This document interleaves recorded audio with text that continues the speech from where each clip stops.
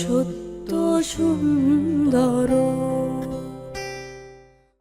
ATN নিউজের বিশেষ আয়োজন পাওয়ার প্যারেন্টস 2026। আজকের এই বিশেষ সম্মাননা অনুষ্ঠানে আমরা দিনব্যাপী নানাভাবে নানা কর্মসূচির মাধ্যমে জানাচ্ছিলাম আসলে যারা বিশেষ চাহিদা সম্পন্ন শিশু রয়েছে তাদের সঙ্গে কথা বলছিলাম এবং তাদের সঙ্গে আসা তাদের অভিভাবক অর্থাৎ পাওয়ার প্যারেন্টস যারা রয়েছেন তাদের সঙ্গেও কথা বলছিলাম এবং সেই সাথে আজকের এই অনুষ্ঠানে যারা আমাদের সঙ্গে পৃষ্ঠপোষক হিসেবে কাজ করছেন, আমাদের সঙ্গে পৃষ্ঠপোষক হিসেবে আছেন, তাদের সঙ্গেও কথা বলেছিলাম। ঠিক তেমনই আমাদের সঙ্গে এই মুহূর্তে একজন অতিথি রয়েছেন।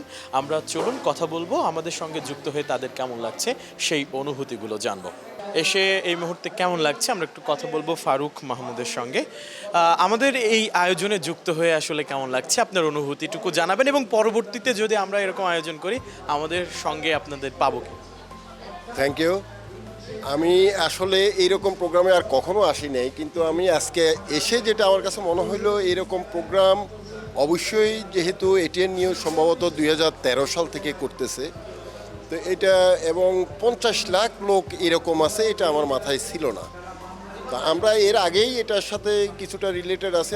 আমি প্রগতি লাইফ ইন্স্যুরেন্সে আছি এডিশনাল এমডি। আমার সিও স্যারও এই সম্পর্কে ভালো জানেন এবং আমরা এখানে মোটামুটি আমার মনে হয় কিছুটা পার্টিসিপেন্ট করতে পেরে আমরা নিজেকে ধন্য মনে করতেছি এবং প্রগতি লাইফ সবসময় এইরকম যে প্রোগ্রাম এই যারা বিশেষ চাহিদা সম্পন্ন শিশু এদের ক্ষেত্রে এই সবসময় পাশে থাকবে আশা করি ইনশাল্লাহ। এবং আমার কাছে